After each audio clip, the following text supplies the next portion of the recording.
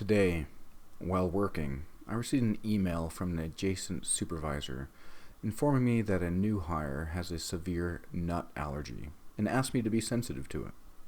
The idea that I wouldn't didn't even cross my mind. She thanked me for being so understanding, and again, without thinking, I just shot back a quick note to her. Treating people as valuable members of the community is literally the definition of patriotism, if only more people could process that. What does that mean exactly? To treat people as valuable members of society? Well, living in Utah, allow me to play with the religious idea, if I may. The Bible tells us that man, woman is created in the image of God. That means, in my mind, that the closest avatar we're going to get to God in the flesh is ourselves. If I have a picture of God and hang it up on my wall, if I honor and care for God's image, I will likely dust it and keep it looking presentable. Is caring for the human collective all that different? While we are not static, inanimate objects, we still have maintenance needs. Some are daily, and others aren't. We have meaningful roadmaps or blueprints of a sort on how to tend to those needs. I'd argue that Maslow's hierarchy of needs is the most impressive, simple structure needed to understand what those maintenance items effectively are. Step 1. Food, water, housing. Do you have the means to sustain life, to include not succumbing to exposure to the elements? Step 2.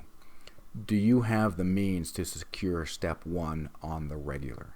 Generally, do you have a stable, operative word, job and money to pay for food, water, housing, health, etc.?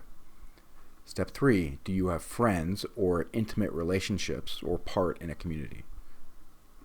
Step 4, self-esteem, respect for others, respect by others, achievements in your career or otherwise. Step 5 is self-actualization. Several other things as well, but I wish to focus on self-actualization. The Bible said that God created the world from nothing. If I am the image of God, meaning I have the ability to tap into that divine knowledge of self-actualization, isn't that the idea that you think something up and then make it manifest in the world? Something from nothing?